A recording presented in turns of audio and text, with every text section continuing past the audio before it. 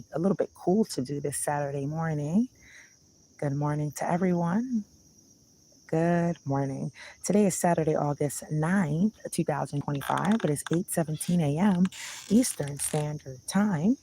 And I thought this would be a good morning to talk about this subject. So you are listening to War Notes.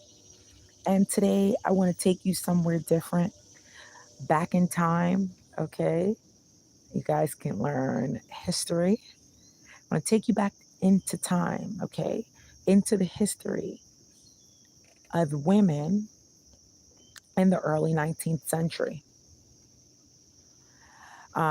specifically the history of enslaved Black women who had to make their own garments for survival. Now, these women were not given fine fabrics or comfortable materials. No, they worked with what they could get, often scraps, rough cloth, anything that could hold together against the cold. They weren't given the privilege of precise measurements or the luxury of a perfect fit, but their stockings, their dressings, or their dresses per se, and their head coverings, they served the purpose and they kept them warm. They covered their bodies and they were armor in a world that sought to break them. And here I am today, blessed to hold something they never could: real alpaca wool from Peru. Soft, warm, and precious. I've decided to make myself a pair of stockings from it, not store bought, not machine made, but by hand. I'm following a 1940s pattern, but the truth is, stockings were made the same way in the early 19th century, sometimes with even less comfort and more hardship. And as I stitch each row, I think of them, my ancestors, those powerful women who endured far worse than I will ever know. There's bars in the room. This is a part of my own journey as I transition from living in the 1940s lifestyle to stepping into the early 1900s life of my ancestors. So I'm self teaching, not just the crafts, but the survival skills, the daily rhythms, the spirit of endurance that kept them alive.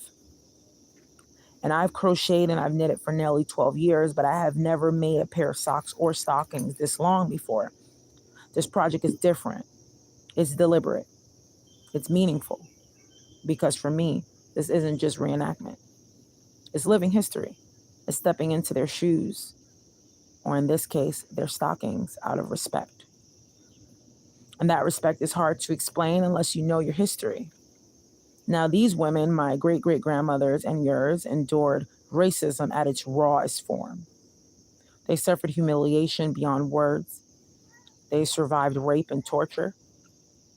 They carried children on their backs while working the fields or mourned in silence when those children were sold away for profit, never to be seen again. And after all of that, they kept going. They made clothes. They worked the land. They kept their families alive in the only ways that they could. So as I sit here, my needles clicking in rhythm, I'm reminded that each stitch is a small act of remembrance, a connection to a past that shaped us all. And I want to hear from you if you or someone you know resonates with this journey, with the power of connecting to your history in a real living way. Share your story with everybody else. Maybe people want to read it. Leave a comment. Let your voice be a part of this conversation. And before we close, I need to ask you something important. If you want more content like this, if you want to join me as I walk further back in time and live the history of the 19th century, please subscribe. Your subscription isn't just a number, it's what keeps this program alive, and it's what allows me to continue creating and researching and sharing the stories of powerful enslaved Black women who built the foundations of resilience we stand on today.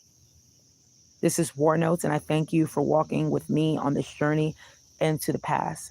Thank you for listening.